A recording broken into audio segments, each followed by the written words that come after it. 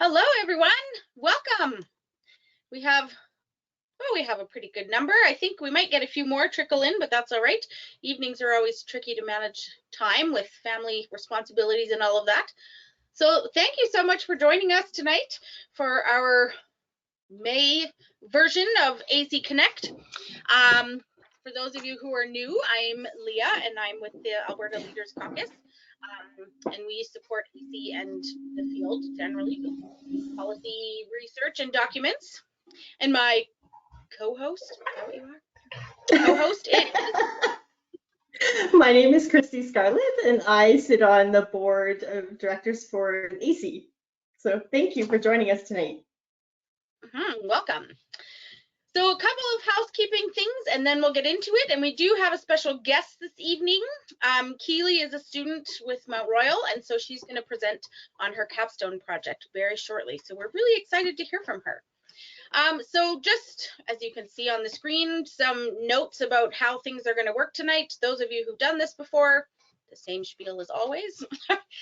We will be recording this session so that it will be available to others. Lots of people log on to the AECE website and listen to these recordings afterwards if they can't make it on the day of. So we do record them. We will have a chance for questions and comments later on. So there's a couple ways you can go about that. There's a hand up function. So if you do want to make a comment or you have a question, you can put your hand up. If you don't want to speak or you don't have a microphone, you can use the question box. So you can put your message or you can ask a question in the question box. We do have a couple people in the background who are sort of managing that and who keep an eye on it. When we do have a chance for people to speak, there's a couple things that have to happen. So the lovely Laura usually manages that, and so she'll unmute you on our end, but you may still have to unmute yourself on your end. So just things to remember. And then again, that hand up function if you are waiting to ask a question. So that's our sort of technology spiel. And welcome to this evening. So again, a couple of things to think about. Our purpose of doing these sessions is to really connect with the early learning and childcare community in Alberta, to connect with people through all of these experiences over the last year. So that's really our priority, is connection, and just giving us a place to share information, whether it's about kind of what's happening in the field or how research people are doing and things like that, and to really sort of allow AECE to amplify that voice of early childhood educators. So like I said, our priority is connection and respectful communication. So when we do have an opportunity to share back and forth, we just ask that you prioritize that. And just that you know that particularly around, if you're asking questions about policy and things like that, we don't have all the answers, but we certainly want to hear from other people about what they know and what might be happening. And again, please feel free to use the question box if you want to ask a question or make a comment during our session this evening. So here's kind of what we're going to do tonight. That was sort of a brief welcome. We do have a poll that we're going to ask everyone to work through while we're on here. It's pretty short, it won't take very long. We actually swapped number 1 and 2, so number 1 will be updates and number 2 will be poll. And then we'll ask Keithley to share her information, her research about professionalism in our field. So I will ask Christy, as the AECE representative, to take it away and give us all the current updates. Thanks, Leah. There is so much happening right now that I apologize if this is a bit long-winded, but it's so critical that we share this information with you guys. So as you guys know, ECE Day was May 21st, and AECE had requested highlights from those that work in the field, and we received close to 400 highlights. and we are incredibly impressed with that. So our wonderful Laura will be posting them on social media. She's been posting them for a few weeks now. There's about 6 a day, and it's going to go until the end of June. So make sure you log on to our social media and take a peek and a like and a thumbs up for those individuals that are working so hard. The next piece is around AECE's policy committee. They met with the ECD branch on May 4th, and they discussed topics like the critical worker benefit. They discussed things around the impact of COVID on programs and educators and what kind of support is needed. There's other topics around the workforce funding and AECE's proposal, the federal budget announcement, which was a huge announcement recently. So lots of conversations happening back and forth between AECE and the ECD branch. And an email went out last week to our members requesting feedback on a statement from AECE regarding the federal budget's early learning and childcare announcement. So the deadline for that feedback, just as a reminder, is May 28th. And the final document will be shared publicly with the government and with everybody in the next couple of weeks. If you didn't receive that email and you want to provide feedback, please consider becoming a member of AECE. It's critical that we hear back from you guys in these topics, and this is one avenue to do that. We, as AECE, the board, participated in strategic planning. We did this with Peter DeVos from the University of Alberta earlier this week. It's been a long process for us in the strategic planning. We started it back in fall, and now we're kind of really weeding down to what is important to focus on for the next year. So some big things happening for the board. We have a second session with Peter later in June. So that was part of the poll that we are asking you guys to do today. So we really hope that you guys can participate. So one of the conversations in the strategic planning is around the AECE Connect platform and what it could potentially look like. And with that, the poll will be posted. I think we're going to post a link, if I'm correct, Leah, in the chat for you guys to go in and just answer a few questions. It's very short, but very thoughtful questions that we'd like to hear back from you guys. And the last two items that I have to talk about are the awards. So the AECE Awards, the nominations for the Dr. Cheryl Brown Award and the new Early Childhood Educator Recognition Award is now closed. So we're very excited to have a lot of nominees in that, and recipients will be announced later on in June. So take a watch for that in emails and social media.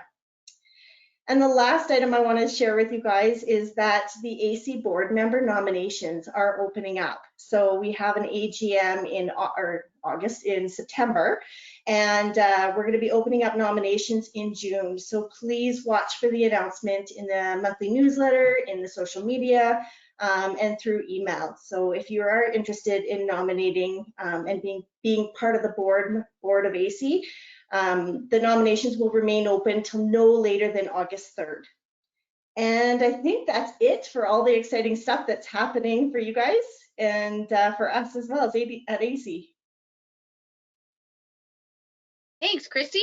Good to know all these things. And if you want sort of connections to a lot of these things, the statement and policy committee and all of that, you can certainly look on the website, and in that latest news portion, there's often updates about quite a few things. So, all right, on to this poll that we were talking about. So, as the group that sort of facilitates the AECE Connect sessions, and like Christy said, the AECE board, we've really been talking about what the purpose of these sessions is and how we want to move forward with them. So initially these started just over a year ago. We had our anniversary session last month, and it really started as a result of COVID and the sort of really fast moving changes that were happening in the field, and really sort of an understanding that often that information doesn't get to frontline staff, and wanting to provide a platform so that everyone in the field would have access to kind of share information, to get updates, and to really stay connected in the field, sort of building bridges for people to stay connected. So that immediate need isn't as strong as it was a year ago.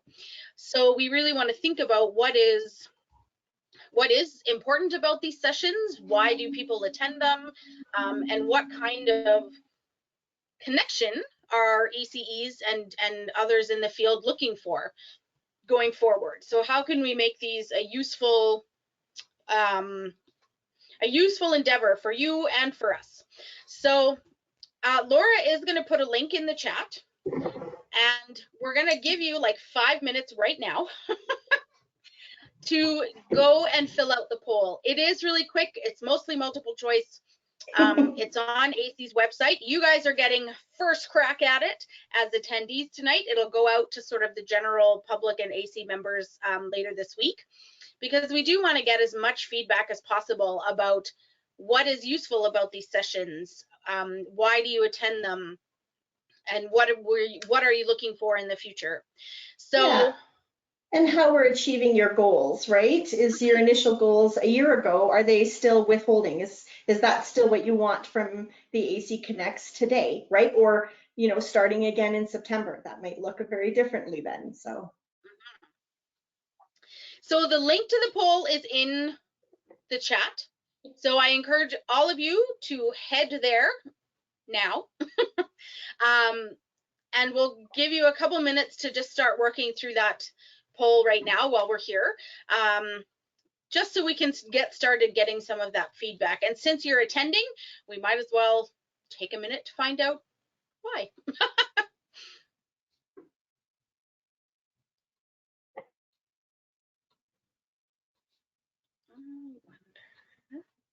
We should have had elevator music going or something, or the Jeopardy music. I thought about it. I wasn't organized enough. I was going to put Jeopardy music to really put the pressure on everybody.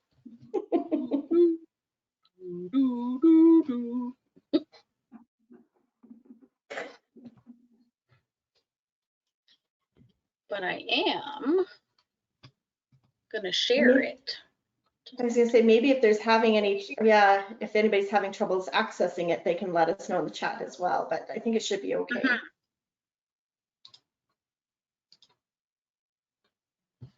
All right, I just shared the screen. So this is what the poll should look like. So hopefully all of you have been able to get there. And like I said, if you don't have an opportunity to do it tonight, if you're on your phone or whatever, then it will be sort of live on the website later this week. So you won't have missed it all told. So, and it will go out to many other people. The important piece is just to get it done and give us the information. So that's right. We want to know.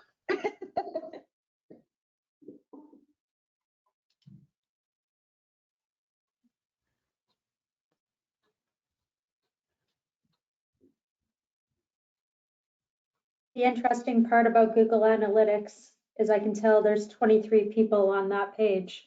Oh, nice. Good job, everybody. Yeah, thank you to those 23 people.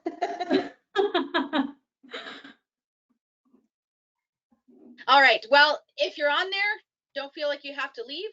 Finish the poll. It will be open later on, like we said. And now we're going to invite Keithley to start her presentation. I'll let you kind of share what your project is all about and your slides, but we welcome you as a student and did you graduate this spring from Mount Royal? Not yet. I am entering into my 4th year as of September. Awesome. Well, I'm currently taking classes for the spring semester. Yeah. Well, welcome to AECE Connect, and we're really excited to hear about your project. So take it away. Thank you. I am just trying to make sure it's sharing here. I will press the button for you. Oh, where'd you go? Let me see if I do it this way. Should have practiced this beforehand. It was sharing there for a moment, Keithley. So if you go back and do what you were, yeah. Okay.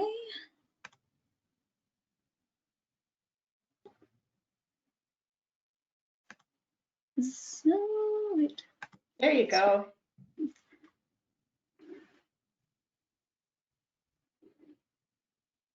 No. Too many of them open. This one works. All right. Is it showing it as a slideshow?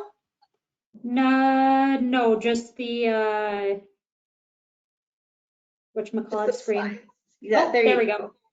All right. So my name is Keithley Tomczyk. I am a current student at Mount Royal University. I am been doing a lot of schooling. I decided to return to Mount Royal actually after graduating in 2015. In 2015, I graduated with my diploma of early learning and childcare. And COVID actually provided me an opportunity to go back and complete my bachelor's of child studies. So I am currently taking courses, as I said earlier. I'm finishing up my 3rd year and will be starting my 4th year come the fall.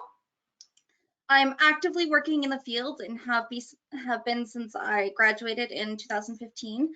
I've worked in a variety of programs from daycares to preschools to before and after school care and even early intervention work. I've found my love in early intervention and it's been my passion and I love doing what I do and every day I enjoy going to work.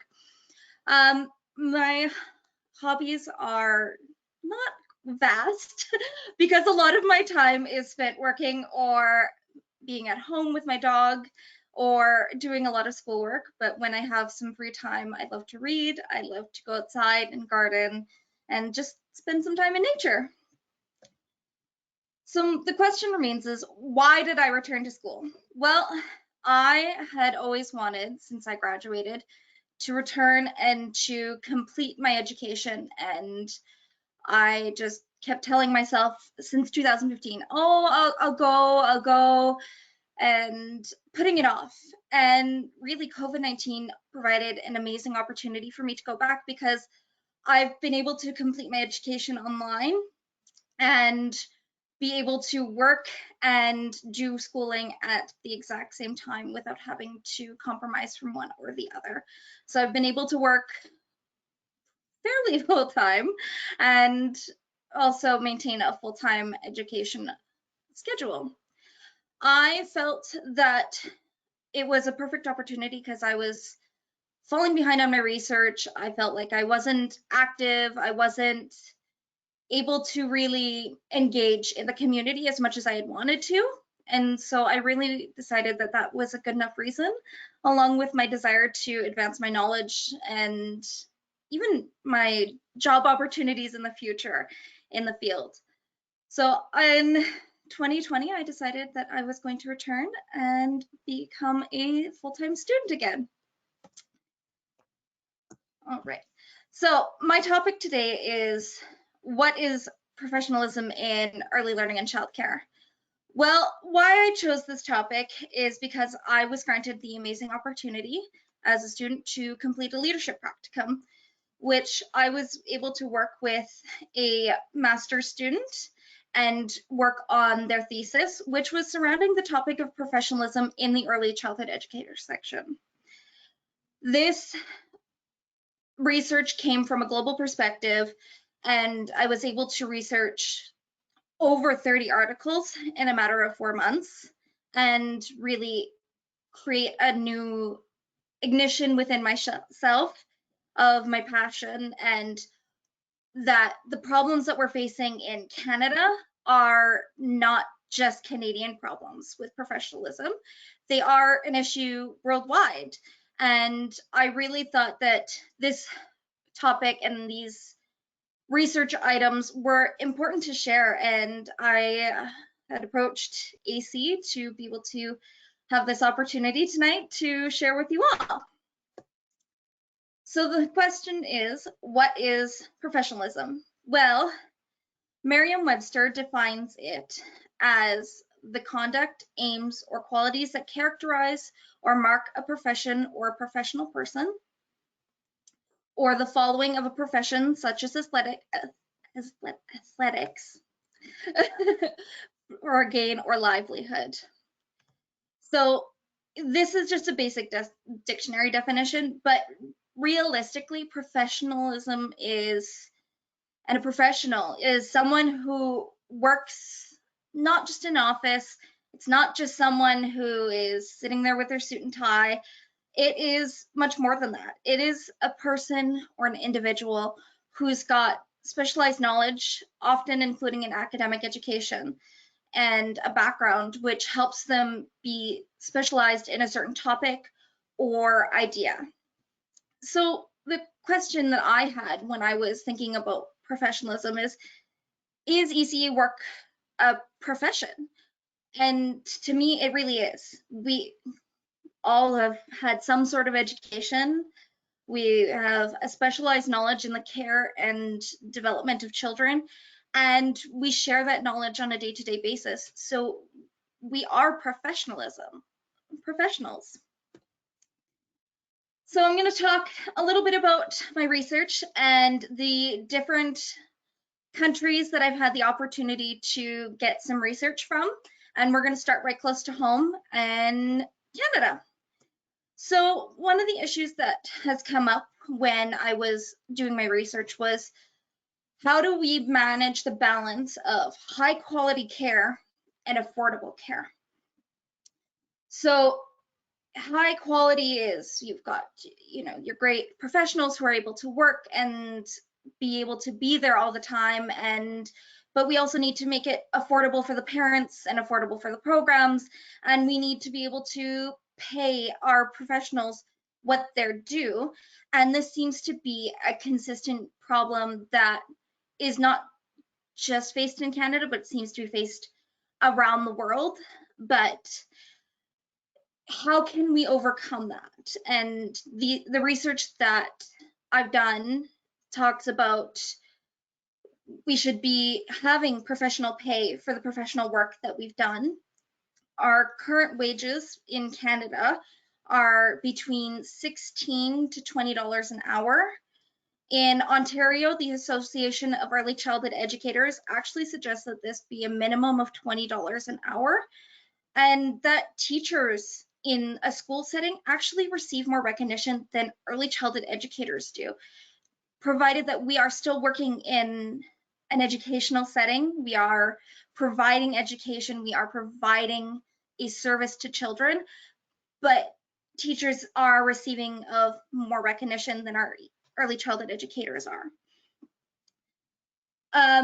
Some suggestions have even said that in order to have a professional pay, we should be looking at a minimum of $25 an hour, and that part of ensuring that we can achieve that is being advocates, pushing for our own wage. Some articles that I've read even suggested asking for it.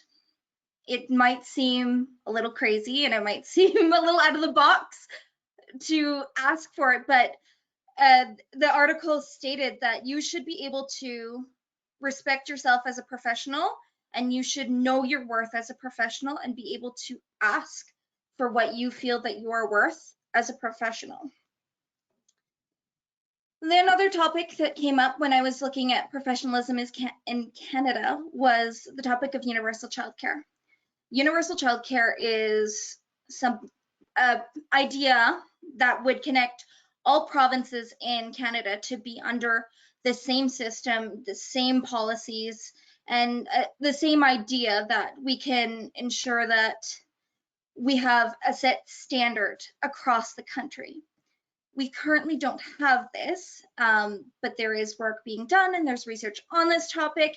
And in my opinion, it could really help to gain more cohesiveness across the country between professionals in Alberta to Ontario to British Columbia, because each province has its own different qualifications for educators and its own set of standards and licensing bodies and everything like that. So having an idea of a universal care system could help unite our country as a whole towards the topic of childcare. So another issue that arose was that there are funding difficulties that occur.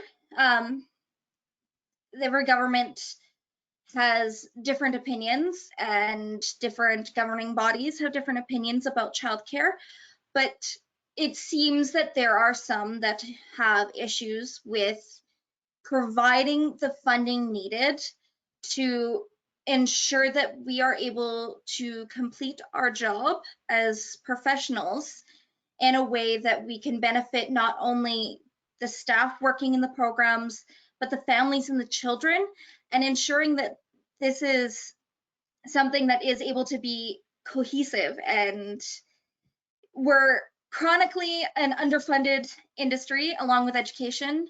It is often pushed to the side, and I believe that advocacy is something that could really help us to push towards gaining more attention towards the fact that it is an essential service.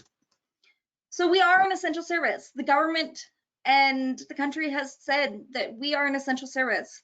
COVID-19 proved that example so well. We have had childcare programs have to be open and be deemed essential services because parents need to be able to work, but they also need childcare. So if we are an essential service, we should be able to have our professionals who are working in this field feel that they can retain there and that we don't need to be moving from job to job because of issues. We found that low retention rates are an issue across this industry. There is a variety of reasons for that. Some of it is burnout. Some of it has been that benefits are available, but they find that they aren't there. Again, low pay is an issue. Another big one is just simply a lack of recognition for the work that we do. We do a lot of work. We work long hours, hard work, trying to help mold the minds of the future.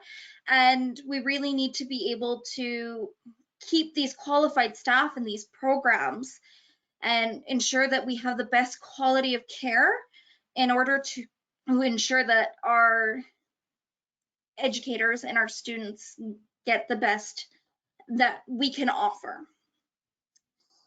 Some educators across Canada had noted that they find difficulty in finding time to complete professional development. Professional development is something that I believe is important. We can learn more knowledge, we gain something each time we do it. And most programs do have professional development requirements, so that way you're able to continue to keep on top of things.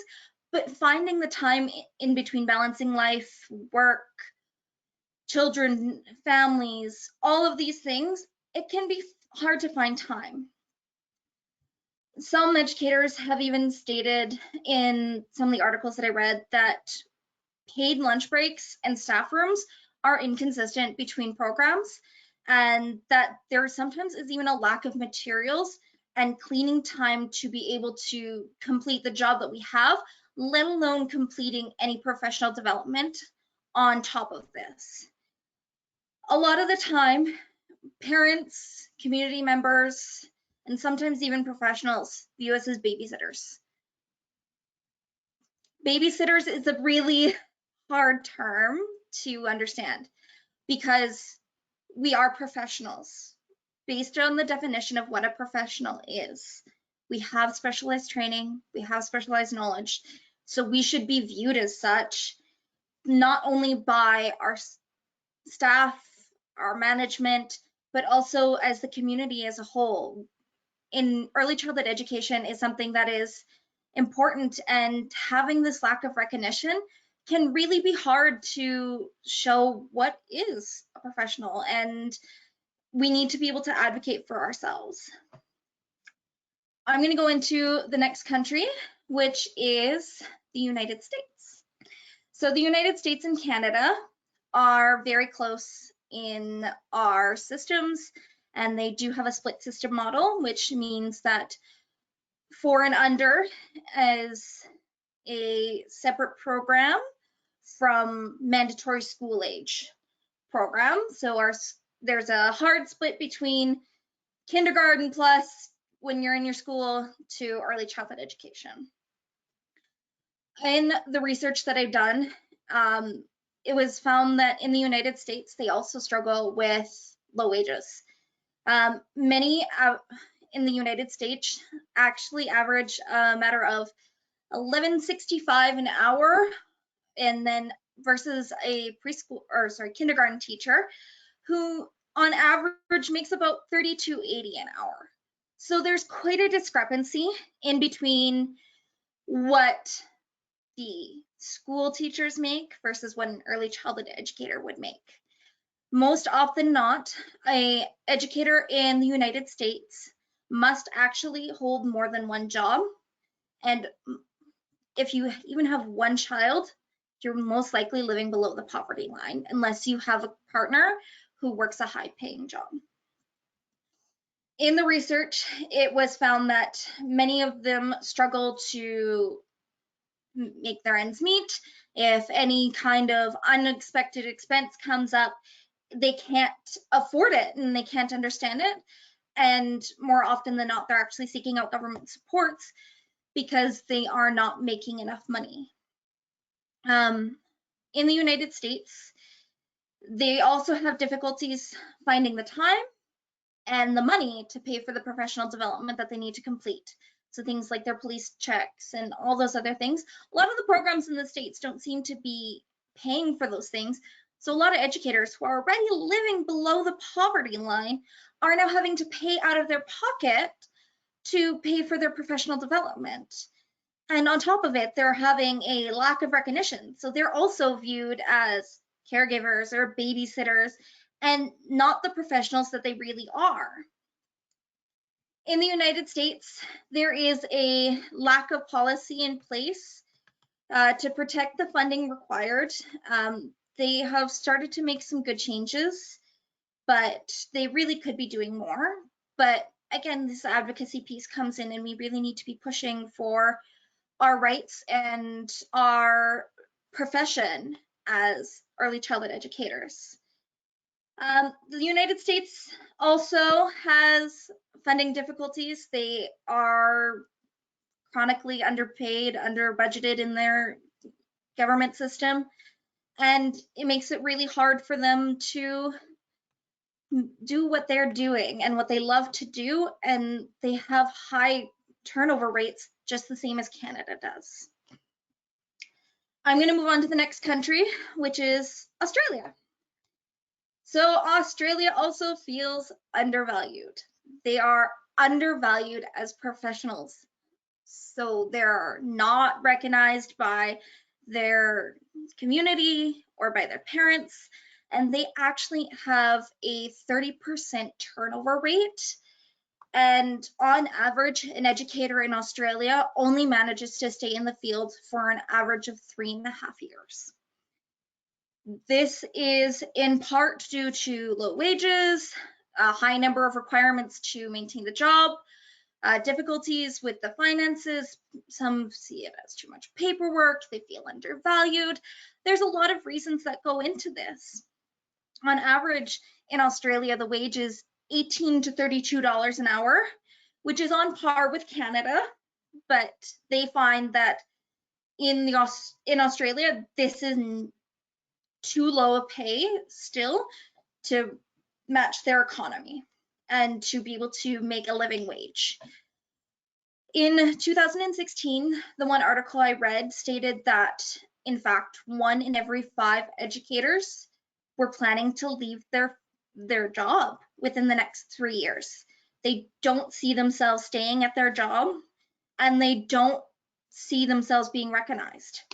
And when they talked about the issues, it talked about that there's often sometimes even too much paperwork. So they're constantly doing all this paperwork, but it takes away from their job and creates a higher stress level and really creates a higher burnout rate for these staff. So they're ending up leaving earlier. They're often seen as glorified babysitters. They are not seen as the true professionals that they are. They have limited benefits, similar to Canada, where they have them, but they're not great. They could be better. And then the Australian government has done something kind of silly. they have created these training centers.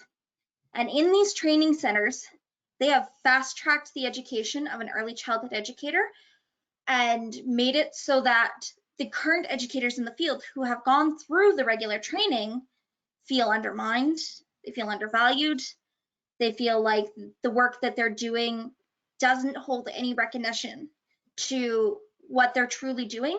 And these educators that are coming out of these fast track centers are not as qualified. They are often lacking in education and they are a lower quality staff. And it makes it hard for the staff who are qualified to want to stay in the field. We're going to move on to Nigeria. Nigeria also faces the problem of lack of recognition. I hope you guys can all see the pattern that's occurring. It seems that every country so far has had this same issue of lack of recognition from their community and their parents and a low wage. We are professionals. We should be paid a professional wage for the professional work that we are doing. We have education requirements and we should be able to be recognized for that. In Nigeria, educators are often seen as less than. They are less than school teachers, despite having to actually have the same qualifications. So in Nigeria, they have the same qualifications for an early childhood educator as they would a regular teacher in a school.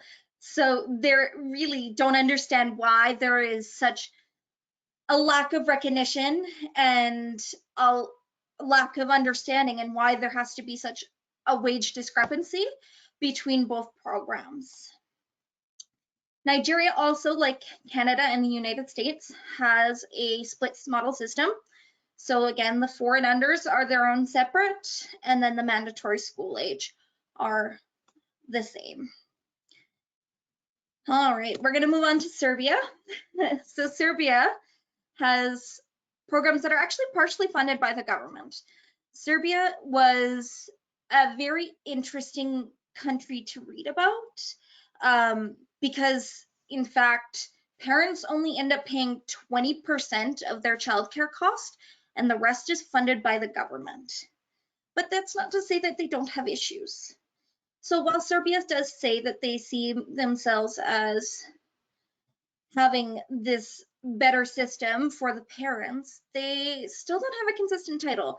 They said that their title changes a lot, and so the government will constantly change from like an early childhood educator to an educator to a child care provider, and all these title changes make it difficult for them to understand what is their true title as a professional and how can they present themselves to parents, to the community, in order to receive the recognition that they require for the job that they do.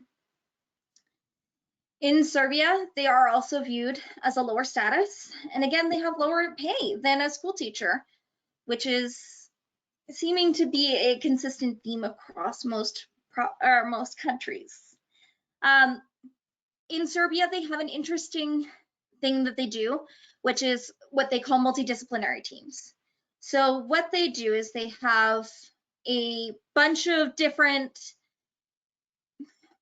professionals. So they have like your early childhood educator, your speech and language therapist, your pediatrician, and all of that working as a multidisciplinary team. And when required, the educator can reach out to their multidisciplinary team to be able to get the resources needed for the parents and the families, which in theory sounds amazing and wonderful, but in reality, it is difficult for the educators to actually work with that system because there are a difficult time getting hold of contact numbers. They have the wrong contact number. People have left the field and they haven't changed the person on this team. And then you're pulling people from different teams to try and help gain this. So it really, like, in theory, it's a wonderful idea to have this multidisciplinary team to help create this overarching umbrella of resources for parents to be able to get the resources that they need quickly and efficiently, but it isn't working. I'm going to move on to the next one, which is Dublin, so Ireland. Ireland is similar to Canada, United States, and everywhere else, where it is a female-dominated workforce. In Dublin, it was said that 65% of the workforce do not see them in their position within the next 5 years. Only 8% of the survey that they did for this research said that they would actually end up staying in that position 5 years later. So their retention values are extremely low, similar to that of Australia, where it was only 1 in every 5 educators sees themselves working in the field in 3 years. Dublin educators feel undervalued. They don't feel that they can adjust and that they have support from the community. They don't feel that they have support from families, and they say that they're chronically underpaid. In the one study that I read, 80% of educators said that they couldn't cover unexpected expenses, and 90% of the population have difficulties getting by with the wage that they make. 40% said that they have a very hard time making ends meet, and with, on top of it, a complete lack of benefits, according to this article, stated that 80% have no paid sick leave, 90% believe that they have an unfair wage, and there's a simple lack of no paid maternity leave and a complete lack of private pension for these staff. So Dublin is seeming to be a little bit struggling behind the rest of us. Educators in Dublin have stated that they have an extremely high stress level. They are viewed as less than a teacher in the school system, and on top of having a lower wage and a complete lack of benefits, this causes their stress levels to go through the roof and make it so that they don't actually end up staying in this field despite doing what they love. Job security is also an issue in Dublin. So most often than not, a lot of these programs work with a regular school system calendar. So there's 2 months of the year where these educators are left without a job.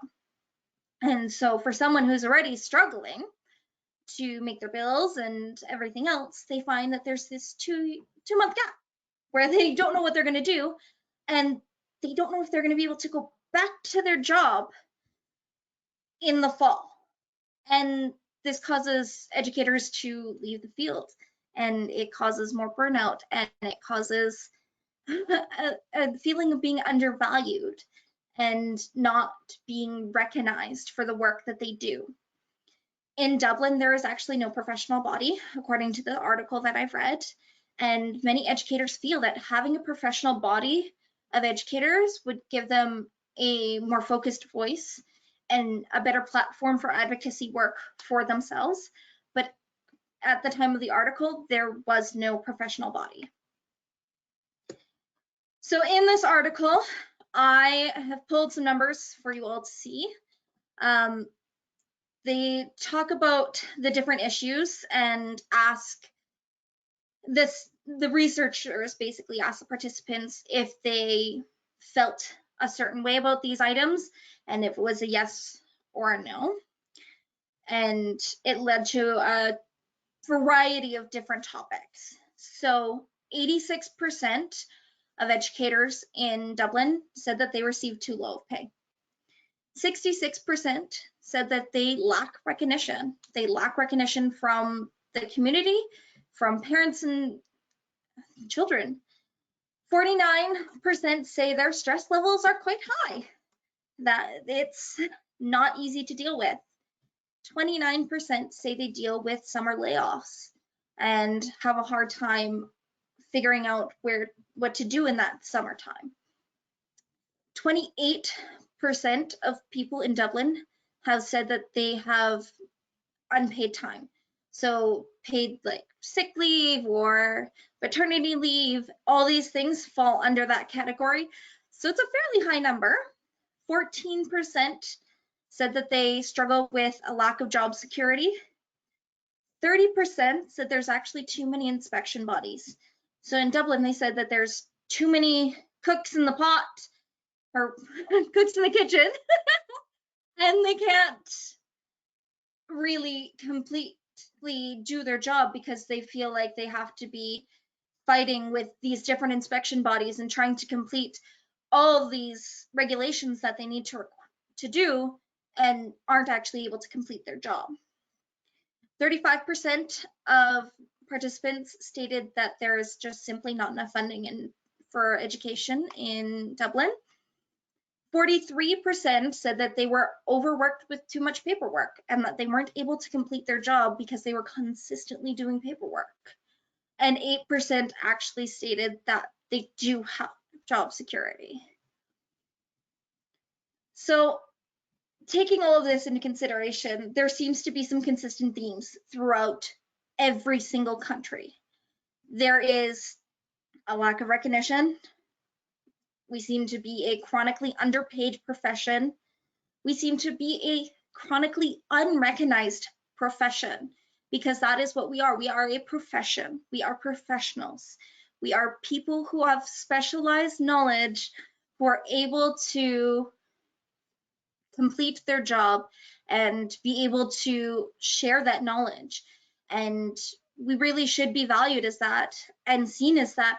But it seems consistently across all of these different countries that we all seem to be facing the same problems as we do in Canada.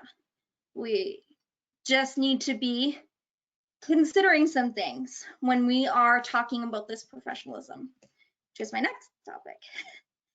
So when we are considering professionalism and when we are talking about professionalism, there's some things that we need to consider.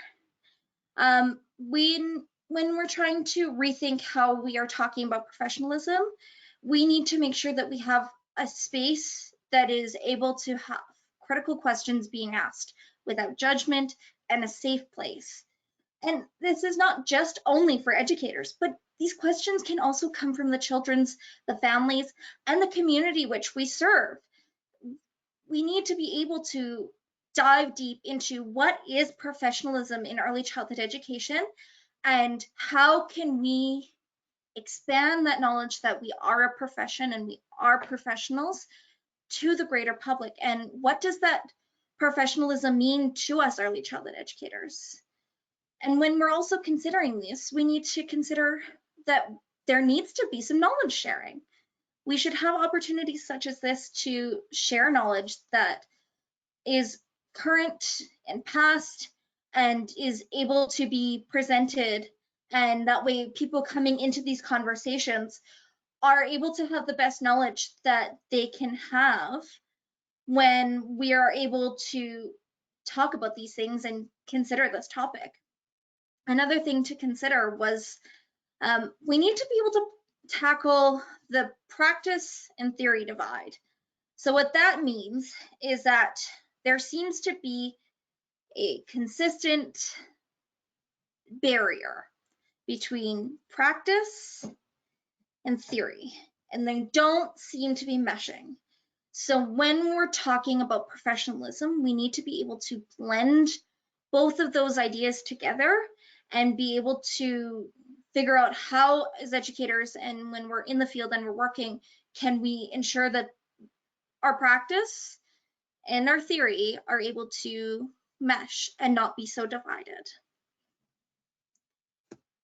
So my suggestions for when we're talking about professionalism, we all need to be advocates. We have a voice. We are people. We need to be standing up for ourselves. We need to be reaching out to our government. We need to be reaching out to other professionals. We need to be standing up for our profession and for the people who work with these children to ensure that maybe these issues don't seem to be consistently occurring. The research has also said that as professionals, we are the ones to make the change. It's not the government that needs to change. We also need to be able to change our own thinking. We need to view ourselves as professionals and need to be able to view ourselves as not just babysitters or caregivers. We need to view ourselves as a professional, and we need to make that change within the field before we can change everyone else's perception of us. They've also stated that action research is important. So what is action research? Action research is research that is put into action.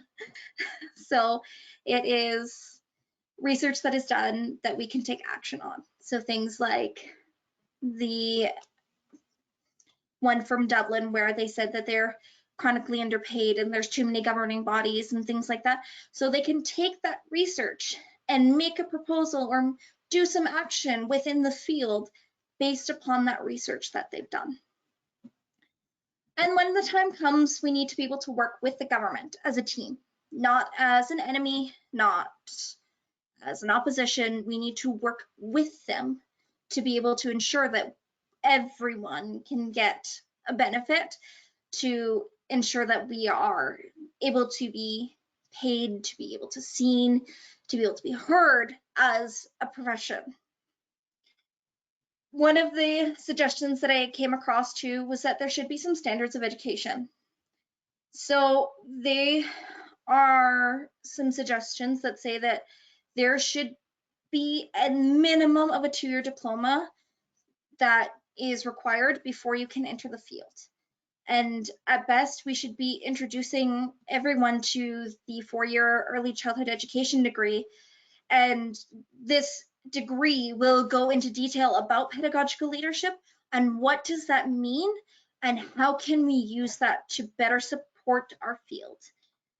We need to also be supporting the education of those who are already in the field to further their education, to be able to obtain PD opportunities, to be able to have the opportunity to go back to school when it might seem crazy and impossible and like a pipe dream and we'll keep pushing it off. We need to be able to support those people who say, I want to further my education. I want to put more into me so I can be the better professional.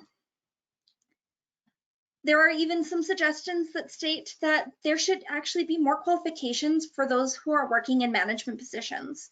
So it's not just some person who walks off the street or some person who has, you know, a year's worth of knowledge that maybe doesn't have a understanding or less qualifications.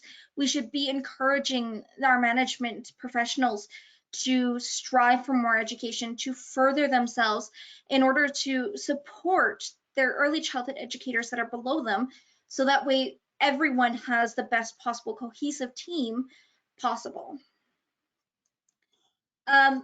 There was also a suggestion that says that we should have comprehensive, well-delivered programs for ongoing professional development. So we should have professional development opportunities that are well-delivered, they're comprehensive, and they're well spread out and shared.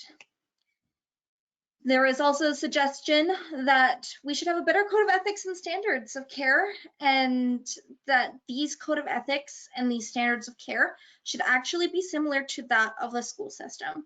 So that way we can ensure that as a professional body, we are able to set ourselves up for the best possible way to work and to ensure that we are maintaining a certain quality and a certain standard of care. There was also a suggestion made in my research that I've done that professional standards should be set for all colleges or universities that offer early childhood education opportunities. So there should be a provincial standard that states that we are able to meet X requirements and everybody who's doing this program meets X requirements. And really, we need to be encouraging advocacy. We are the voices to this profession. We are people who need to be standing up and saying, we have a profession, we are humans, this is what we need from our job, so that way we can ensure that our educators, our families, the children in our care are all getting the best quality of care, and we're able to maintain this certain standard and maintain that We are professionals. We're not just babysitters. We're not just simply looking after your kids. There's more that goes on behind the scenes. And that's all from me. So if there's any questions or things like that, feel free to put them in the chat. And I've also have my list of references on here. So all of my references for all of the different articles that I used, which was many. And they spanned it from things like academic articles to news articles to even some conference newsletters and such. So if you're interested, I'd be happy to share my list of references so that people can have a look. And thank you all so much. So if you've got questions, just feel free to put them in. Thank you, Kaylee. I want to say well done. I'm sure everybody, and Leo probably echoes me, well done. And I appreciate hearing about the trends of all over the world. It provides me with a sense of urgency around advocacy, right? You put that little panic around, and it's the closest thing I've done to traveling in the last few years. So thank you. Isn't it all? Yeah. Yeah, thank you so much. It really does sort of highlight the and we can take what comfort we can from it. The fact that we aren't alone in this sort of progression of how our system is changing and how the perception of and the importance of early childhood education and early learning and childcare is sort of being elevated across the world, and that our issues are not only our issues, they're everywhere, but it also, like you said, Christy, adds that urgency that, for heaven's sake, let's do something. Yeah. So Laura, we have only a couple minutes left. So Laura, I think there was at least one question in the chat. I don't know if there was some other ones that you came across. Yeah, so there's a couple in the chat here. One of them is whether or not you would be okay with us sharing your slides. And then that, okay, perfect. And then that would include your reference list as well. So what I'll do for that is when the recording gets posted tomorrow, then this will also be on the recording page. So that's at the same location where you registered for this session, just above where the registration normally sits. There's a couple of drop-down menus there where you'll be able to view the video tomorrow. And then there is one here from Claudia saying, in your research, were you able to identify if the other countries cited have a national childcare system? And also, do they have associations that speak on behalf of the early childhood educators? Good question. So certain ones stated that they didn't. I believe it was Serbia that stated that they don't have one. A lot of them didn't go into detail, unfortunately, about if they had a universal childcare system or if there even was an overarching professional body. But it is something that definitely sparks my interest and makes me want to go do some more deep diving and do some more research on this. Awesome. And then another one from Jennifer Usher saying, what is your next step with this project? Are you sharing it with the world? What's next? Realistically, I think my next steps are sharing this. So just sharing the information that I've gotten. I compiled reports and I created a ginormous reference list, and I think just more research, more deep diving, and sharing that we're not alone and being able to be an advocate for myself and for others. And I think that's the biggest thing that is going to be for my project, is to be an advocate and to share this information, not just in one setting, but maybe with my classmates, with my job, and with other professionals that I have created relationships that I've created along the way, and being able to share this message of we are professionals and that we should be seen as such and we should be fighting for that right. Definitely. Thank you so much for being that person and being willing to take that on. I think as a, going back to school and as a student, and really being willing to invest in that is so important.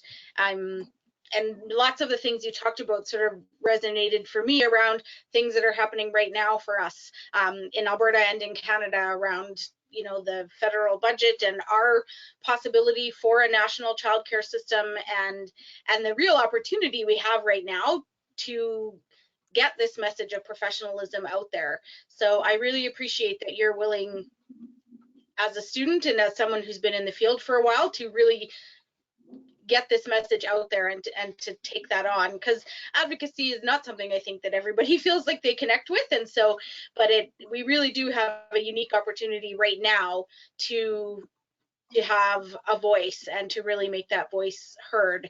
As you said in your presentation, COVID-19 has really kind of narrowed the focus in on the importance and relevance of early learning and childcare, and I think we have an opportunity to be very loud and possibly very impactful over the next few months. So thank you so much for being with us tonight. I really appreciate it. Are we missing any questions, Laura? I know we're going over time, so I want to respect people's evenings. Not that I'm saying. Lots of thank yous and stuff. So no, I think we are good to move on. If you do have questions, you're always free to email them into the AECE office. If I can't answer them, it usually gets funneled out to AECE or ALC, or if it's one directly for Keithley, that is fine as well. So thank you so much, Keithley, and thank you everyone for joining us this evening. I hope you've enjoyed our time together, and keep an eye out for what's coming next for this AECE Connect platform. If you didn't have a chance to do the poll, maybe just copy the link out of the chat before you go, and it will come out through the AECE channels shortly. So thanks so much for joining us, everyone. Have a lovely evening. Thank you to our presenter, and we will see you next time. Bye, Thank you, everyone. Have a good night. Thank you.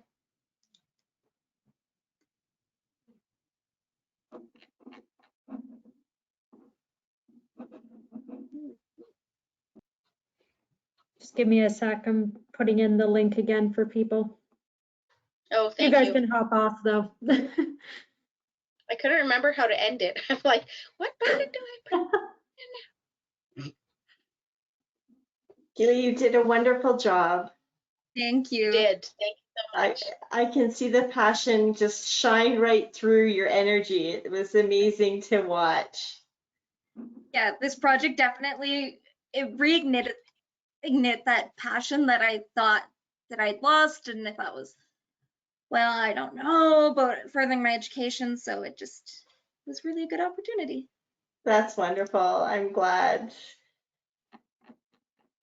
Yes, thank you so much. Okay, so that poll link will be going out shortly. If you haven't had a chance to grab it from the chat box area, it'll hopefully be going out tomorrow or Friday. So keep an eye on your emails. Alrighty, have a good night. Good night, bye.